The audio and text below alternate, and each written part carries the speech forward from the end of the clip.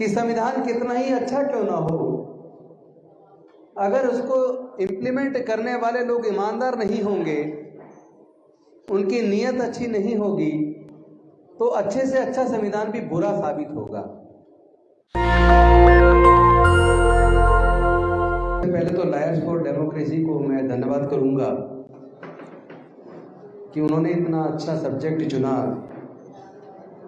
आज के दौर में जो भय का वातावरण पूरे देश में बन रहा है, या ये कहें कि बनाया जा रहा है, उसमें कॉन्स्टिट्यूशन सुरक्षित रहेगा या नहीं रहेगा, ये अपना आप में एक प्रश्न है। एक तरफ हम आज़ादी का 75वां अमृत महोत्सव मना रहे हैं और संविधान दिवस की पूर्व संध्या पर हम लोग आज चर्चा कर रहे हैं attack on constitution in the name of casteism, communalism and fascism. अभी 2 दिन पहले ही माननीय सर्वोच्च न्यायालय इस बात पर चिंता जाहिर कर रहा है कि पूरे देश की सरकार चुनने की प्रक्रिया जो इलेक्शन कमीशन के हाथ में होती है, उस पे बैठे हुए लोग प्रधानमंत्री के खिलाफ भी कोई पिटीशन हो तो उस पर कार्रवाई करने का दम रखते हैं या नहीं रखते हैं। और दूसरी तरफ सर्वोच्च न्यायालय को यह जजमेंट देना पड़ता है कि जो लोग भय का वातावरण पैदा कर रहे हैं, हेट स्पीच देते हैं, ऐसे लोगों के खिलाफ पुलिस कार्रवाई नहीं करती, उनको करनी चाहिए। अगर पुलिस कार्रवाई नहीं करेगी तो सर्वोच्च न्यायालय ऐसे लोगों के खिलाफ कंटेम्प्ट ऑफ कोर्ट प्रोसीडिंग शुरू करेगा। मैं समझता हूं कि ये हालात पैदा नहीं होने चाहिए थे। कोर्ट को ये जजमेंट देनी पड़े, यानी कोर्ट को खुद आकर भारत के संविधान की रक्षा के लिए एक तरीके से एक फाइटर के तौर पर उतरना पड़े, ये मुझे लगता है कि देश के स्वतंत्रता सेनानियों ने और संविधान निर्माताओं ने ऐसा नहीं सोचा था। जो संविधान बनाया वो इतना बैलेंस तरीके से बनाया, मैं समझता हूँ दुनिया का सर्वश्रेष्ठ संविधान है। लेकिन उसमें बाबा साहेब की वो बात याद आती है जो उन्होंने संविधान सभा के सामने कही थी कि संविधान कितना ही अच्छा क्यों ना हो, अगर उसको इम्प्लीमेंट करने वाले लोग ईमानदार नहीं होंगे, उनकी नीयत अच्छी नहीं होगी, तो अच्छे से अच्छा संविधान भी बुरा साबित होगा। और उन्होंने ये भी कहा था कि संविधान में अगर कुछ कमी भी हो, अगर उसके लागू करने वाले लोगों की नीयत अच्छी होगी, तो वो संविधान भी अच्छा साबित होगा। तो इस अवसर पे आपने मुझे बोलने का मौका दिया, मैं बेहद अच्छा महसूस कर रहा हूँ। और अपने मंत्री बनने से पहले का 22 साल का वकालत का कैरियर, मेरा चैम्बर भी यहीं आपके बीच है और यहीं से शुरुआत की, बल्कि शुरुआत में तो यहीं 93 नंबर सीट पे बैठते थे हम। हमारी मूंछें भी काली थी, मूंछें भी काली थी, बाल भी काले थे, वो हमने कमा के सफ़ेद कर लिए हैं। और मुझे बेहद खुशी है कि शायद पंचोली जी मुझे नहीं पहचान रहे होंगे। हम लोगों ने 1988 के करीब, अशोक भारती जी बैठे हैं, कुछ साइकिल मार्च निकाले, कई बड़े बड़े प्रोग्राम किए, जिसमें पंचोली जी आप आया करते थे, हम आपको सुनते थे। गांधी पीस फाउंडेशन हाल में किया, शहीद भगत सिंह पार्क से किया, जस्टिस वीएम तारकुंडे भी होते थे। तो हम कोई अचानक इस समाज के आंदोलन में नहीं कूद गए। हमारी पूरी जिंदगी 54 साल की उम्र में से 40 साल मिशन मूवमेंट में गुजरे हैं। दुख इस बात का है कि इतना बुरा हाल देश का अब से 40 साल पहले नहीं था। जातिवाद तब भी था, आज भी है, लेकिन आज ज्यादा बुरे विभत्स रूप में सामने है। देश के संविधान को खतरा उस वक्त उतना नहीं था, संविधान प्रोटेक्ट करता दिखता था, लेकिन जो संवैधानिक संस्थाओं पे बैठे लोग हैं, अगर वो लोग राजनीतिक लोगों के सामने सरेंडर कर देंगे, सत्ता में बैठे लोगों के सामने सरेंडर कर देंगे और राजनीति पूरी तरीके से जातीय धर्म पर आधारित हो जाएगी, तो फिर देश को बचाना बड़ा मुश्किल हो जाएगा। हम लोग तो जस्टिस जसपाल जी की दिल्ली रैंट कंट्रोल एक्ट पे सारी किताबें पढ़ के जजमेंट उसमें से निकाल के हम वकालत करते रहे। मुझे खुशी है आपके साथ भी आज मंच शेयर करने का मौका मिल रहा है, तो कुछ सीखने का ही मौका मिलेगा। लेकिन हम लोग क्या इस बात पे चर्चा नहीं होनी चाहिए देश के अंदर कि जिस फासिस्ट रास्ते पर हम चल पड़े हैं, जिस नफरत के रास्ते पर भारत अब चल पड़ा है, उसका हश्र क्या होगा? क्या हमें अपने पड़ोसियों से सबक नहीं सीखना चाहिए? अगर हम अपने पड़ोसी देश पाकिस्तान की तरफ देखें, अफगानिस्तान की तरफ देखें, इराक की तरफ देखें, ईरान की तरफ देखें, लेबनान, सीरिया, उनकी तरफ देखें और हम ये महसूस करें कि वो जो कट्टरपन वहां बढ़ा, वो कट्टरपन उन देशों को तबाह कर गया। भारत अगर प्रोग्रेसिव था, आगे बढ़ रहा था, तो इसीलिए बढ़ रहा था क्योंकि यहां सहिष्णुता ज्यादा थी, यहां दूसरे की बात को सुनने का हौसला था, यहां नफरत का वातावरण उस तरह नहीं बढ़ रहा था, यहां कम से कम जाति और धर्म पूछ के हत्याएं नहीं होती थी। जाति की वजह से उत्पीड़न था वो अलग तरह का था, और धर्म के नाम पे दंगे तो हर साल होते थे, लेकिन जो विभत्स रूप सामने अब आ रहा है उसमें जो सपोर्ट, सत्ता का सपोर्ट डायरेक्ट इनडायरेक्ट दिखता है।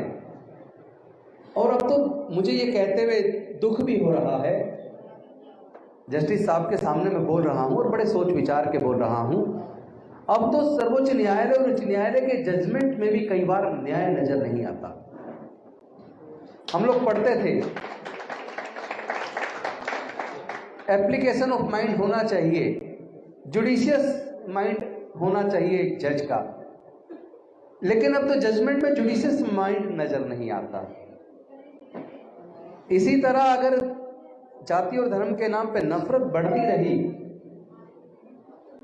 अगर इसी तरह संविधान से और सर्वोच्च न्यायालय से भी ज्यादा ताकतवर देश की सत्ता में बैठे लोग हो जाएंगे और लोग इस फिराक में रहेंगे कि आप जज की कुर्सी से जैसे ही हटते तुरंत आप राज्यसभा के सांसद बन जाएं, कहीं चेयरमैन बन जाएं, तो फिर न्याय की उम्मीद कैसे करेंगे? लोग देश में आज भी इस कोर्ट के ऊपर भरोसा करते हैं। जब कहीं ज्यादा परेशान हो जाते हैं, कोई डराता तो कहते हैं कोर्ट चला जाऊंगा मैं, यानी उन्हें अभी भी ये भरोसा है कि कोर्ट से मुझे न्याय मिल जाएगा। अब चूंकि हम लोग तो पैसे से वकील हैं, अपने अनुभव के आधार पर क्या हम इस बात को स्वीकार कर सकते हैं कि कोर्ट के अंदर आज सही मायने में सबको न्याय मिल जाता है? तो आपका मन खुद कहेगा कि शायद इस कथन में सत्यता उतनी नहीं बची है।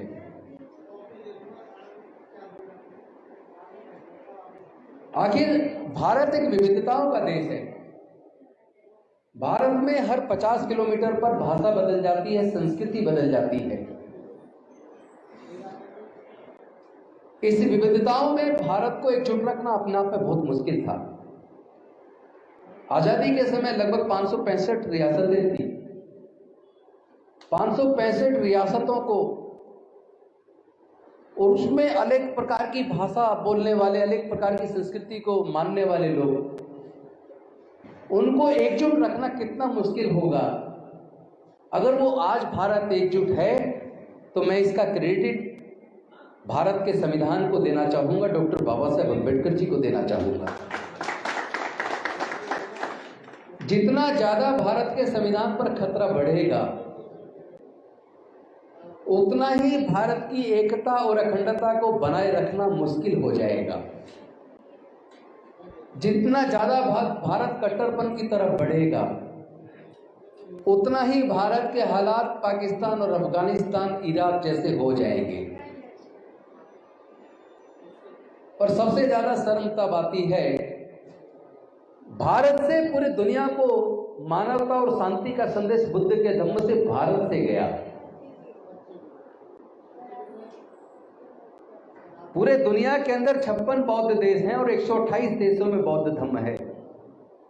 धम्म में और धर्म में अंतर लोग नहीं करते। धर्म चलता है धर्मशास्त्र से, धम्म चलता है वैज्ञानिक दृष्टिकोण से। धर्म में धर्मशास्त्र के खिलाफ बोलने की आजादी नहीं है। पाखंडवाद, रूढ़िवादिता और न जाने क्या क्या है, अंधविश्वास है। धम्म में कोई पाखंडवाद, अंधविश्वास के लिए स्थान नहीं है। और ये धम्म जो समता, स्वतंत्रता, बंधुता, न्याय, प्रज्ञाशील, करुणा और मैत्री की बात करता है, जिसने भारत को पूरे दुनिया में गौरवान्वित करने का काम किया है। अगर हम भारत को वो गरिमा वापस देना चाहते हैं जो भारत सोने की चिड़िया था, तो हमें उस व्यवस्था को अपनाना पड़ेगा जिस व्यवस्था से भारत सोने की चिड़िया बना। क्यों दुनिया से छात्र पढ़ने के लिए नालंदा यूनिवर्सिटी, विक्रमशिला यूनिवर्सिटी आते थे? तो कुछ तो अलग था ना। तो आज भारत में लोग विदेश से पढ़ने नहीं आ रहे, भारत के लोग विदेश में पढ़ने के लिए लालायित रहते हैं। हमारी शिक्षा नीति इतनी कमजोर क्यों हो गई? हमने एक सर्वे किया था कि भारत में सर्वोच्च न्यायालय में और उच्च न्यायालय में जितने जजेज हैं वो सरकारी स्कूलों से पढ़े हैं या प्राइवेट से पढ़े हैं।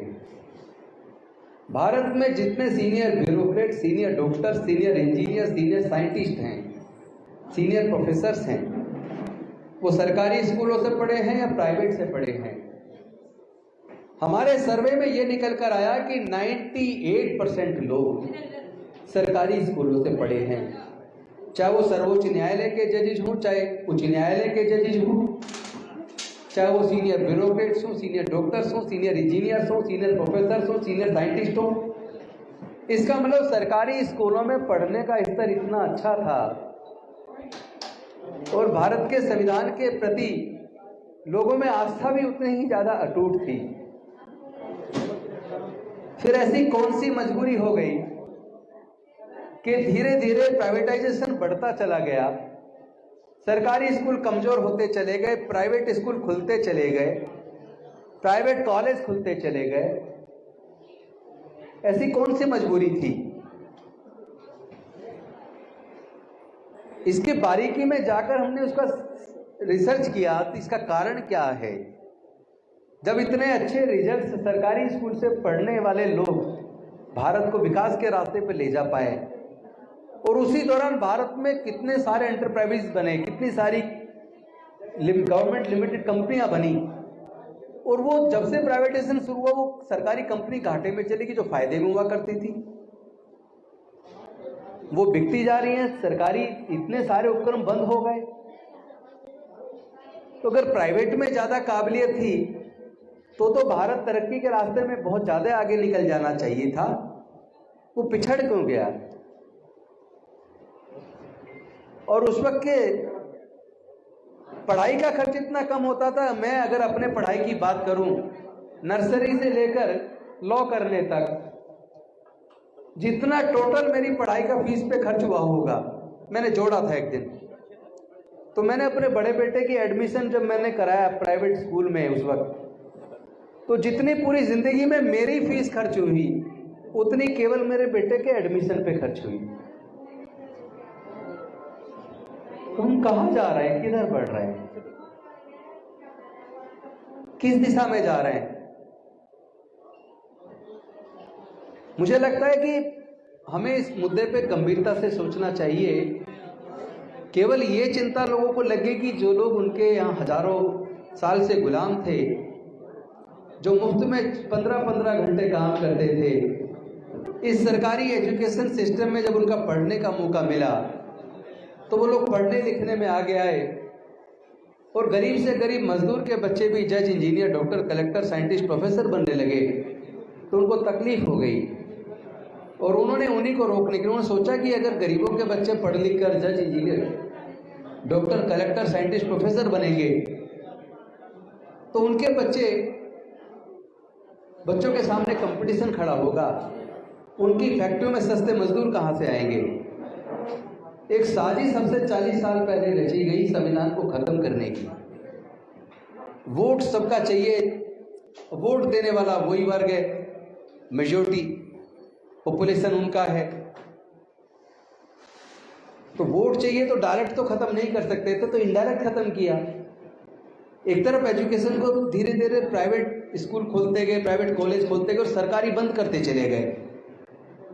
एक सर्वे और हमने किया तो आरटीआई लगा के सूचना ली, तो आपको जान के ताज्जुब होगा, पिछले 15 सालों में करीब 2.25 लाख सरकारी स्कूल बंद हो गए। ये मेरा डाटा नहीं है, गवर्नमेंट ऑफ इंडिया का डाटा है। और दूसरे सरकारी स्कूल जितने बने थे वो धीरे धीरे बंद हो गए, प्राइवेटाइज हो गए। आज इंजीनियरिंग में आपका बच्चा एडमिशन लेता है, जिनके बच्चे इंजीनियरिंग कर रहे होंगे, सरकारी इंजीनियरिंग कॉलेज की बात करूं, प्राइवेट की नहीं, 1 साल की फीस 2 लाख से ज़्यादा है। हॉस्टल का खर्चा अलग है, बाकी खर्चे अलग है। यानी 4 साल का इंजीनियरिंग का कोर्स कराने के लिए एक माँ बाप को 12 से 15 लाख रुपए खर्च करना होगा। और हमारे देश में अगर एससी और एसटी की बात करूं और माइनॉरिटी की बात करूं तो 99.5% लोग ऐसे हैं जो ये 12 से 15 लाख का अपने बच्चे की पढ़ाई का खर्चा नहीं उठा सकते। अगर मैं ओबीसी की बात करूं तो 95% लोग ऐसे हैं जो ये 12-15 लाख का खर्चा नहीं उठा सकते। और अगर मैं ओपन कैटेगरी की, जनरल कैटेगरी की बात करूं तो उसमें भी कम से कम 90% लोग ऐसे हैं जो अपने बच्चे की पढ़ाई का 4 साल का इंजीनियरिंग का कोर्स करवाने के लिए 12 से 15 लाख का खर्चा नहीं उठा सकते। तो फिर भारत जा कहाँ रहा है? केवल एससी, एसटी, ओबीसी, माइनॉरिटी नहीं, जनरल कैटेगरी के भी 90% लोग तो अपने बच्चों को नहीं पढ़ा पाएंगे। वो भी सरकारी स्कूल और सरकारी कॉलेज के ऊपर निर्भर हैं। और ऊपर से ये जो हेट्रेड, ये जो नफरत बढ़ रही है, जो जाति और धर्म के नाम पर उन्माद बढ़ रहा है, आप अगर उसमें देखेंगे तो उसमें जिनका इस्तेमाल होता है, मारने वाला भी गरीब और मरने वाला भी गरीब, जेल जाने वाला भी गरीब, और फिर कोर्ट में धक्के खा के पूरे घर बेच के अपने बच्चे के केस को लड़ने वाला भी गरीब। बर्बाद कौन हो रहा है? दंगों में आपको कोई भी उस क्लास का आदमी जो अपने बच्चे की पढ़ाई पे 15-20 लाख खर्च करता है, उसके परिवार का बच्चा आपको न दंगे में मिलेगा, ना धार्मिक जुलूस में मिलेगा, ना वो कावड़ लेने जाता हुआ मिलेगा, ना किसी इस तरह के गतिविधियों में कहीं शामिल मिलेगा। तो तनेजा जी इशारा कर रहे हैं छोटा करें, तो मैं छोटा ही कर देता हूं, क्योंकि हम जस्टिस जसपाल सिंह जी को सुनेंगे।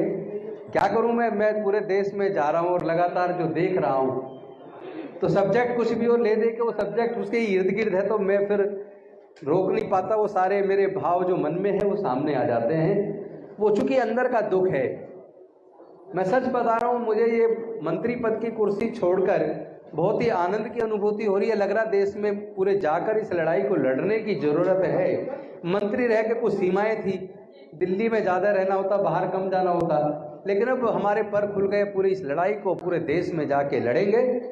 और बहुत खुशी की बात है, लायर्स फॉर डेमोक्रेसी के हमारे साथी वो भी लगातार इन मुद्दों पर चिंतन करते हैं और संविधान कैसे बचाया जाए, संविधान को जो खतरा है उसको बचाने के लिए तो कोर्ट भी सामने नहीं आ रही। सबसे ज़्यादा दुख तो इसलिए है, सबसे ज़्यादा दुख इसलिए जब कोर्ट भी सामने संविधान को बचाने के लिए नहीं आ रही, जबकि संविधान को बचाने की सबसे ज़्यादा बड़ी और प्राथमिक जिम्मेदारी वो तो कोर्ट की है, सर्वोच्च न्यायालय की। वही तो उसकी प्राथमिक जिम्मेदारी उसको सेव करने की है। और साथ में सरकारें जो पॉलिसी बनाती हैं वो संविधान के विरुद्ध तो नहीं है, वो अपने अधिकार के क्षेत्र से बाहर जाकर तो नहीं, लेकिन आजकल वो हो रहा है। आजकल तो जो भी सरकारें बना रही हैं, पिछले मैं 10-12 साल से देख रहा हूं, वो संविधान की मूल भावना के खिलाफ जाके बना रही हैं। चाहे वो ईडब्ल्यूएस का जजमेंट भी पढ़े तो वो संविधान से बिल्कुल हटके, जिस दिशा में देश बढ़ रहा है, मुझे लगता है उसमें संविधान को बचाना का मतलब होगा देश को बचाना। सबको चाहिए देश को अगर बचाना है तो भारत के संविधान को बचाएं। इन्हीं शब्दों के साथ मैं अपनी वाणी को विराम देता हूं। आपने मुझे अवसर दिया। नेशनल दस्तक की आपसे गुजारिश है कि अगर इसको बचाना चाहते हैं तो नेशनल दस्तक को सब्सक्राइब करने के लिए रेड कलर के सब्सक्राइब बटन को दबाएं, फिर बेल आइकन की घंटी दबाएं। नेशनल दस्तक को बचाने के लिए बहुत जरूरी है कि हर खबर को शेयर करें, लाइक करें, कमेंट जरूर करें।